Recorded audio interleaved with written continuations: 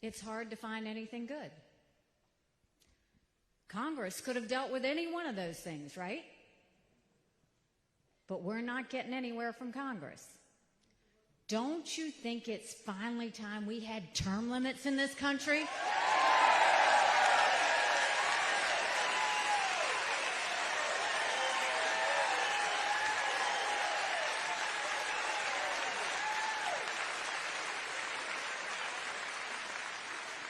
Don't you think it's time we had mental competency tests for anyone over the age of 75?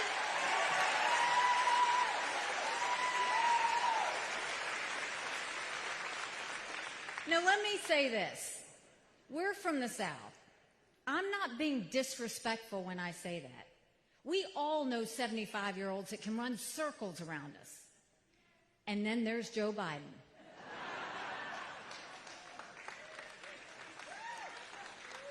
But the reality is, the Senate has become the most privileged nursing home in the country.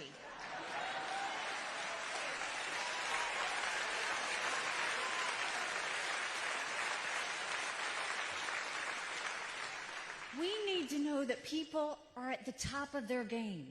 These are people making decisions on our national security. These are people making decisions on the future of our economy. We can't keep going down like this and assume that everything's going to be okay. But now I'm going to tell you what I told South Carolina when I became governor. No more whining. No more complaining. Now we get to work.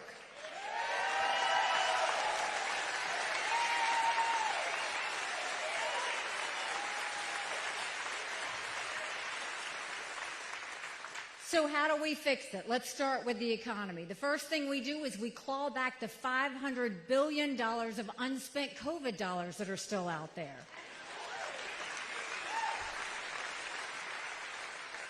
Instead of 87,000 IRS agents going after middle America, let's go after the hundreds of billions of dollars of COVID fraud. 1 out of every $7 was spent fraudulently. If 8% of our budget is interest, quit borrowing. Cut up the credit cards. You have to balance a budget every day. I had to balance a budget as governor. Why is Congress the only group that refuses to balance a budget?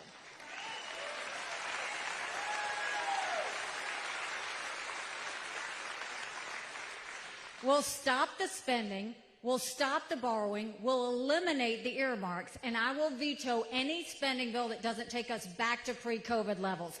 That will save us trillions.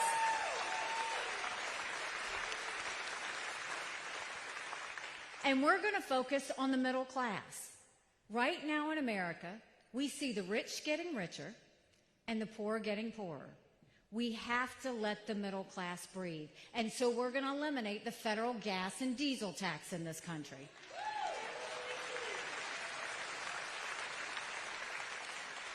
We're going to cut taxes on the middle class and simplify those brackets.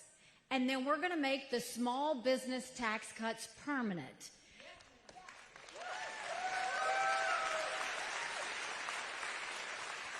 They made the corporate tax cuts permanent, but they made the small business tax cuts temporary. Don't ever forget, small businesses are the heartbeat of America.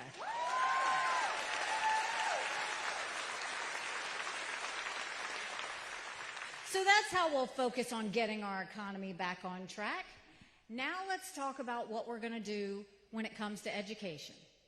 In South Carolina, we knew if a child couldn't read by 3rd grade, they were 4 times less likely to graduate high school. So we started holding our kids back. We brought in their parents. We did reading remediation programs, and we were determined to set them up for success. We've got to do that all over our country. We have got to get our kids reading again.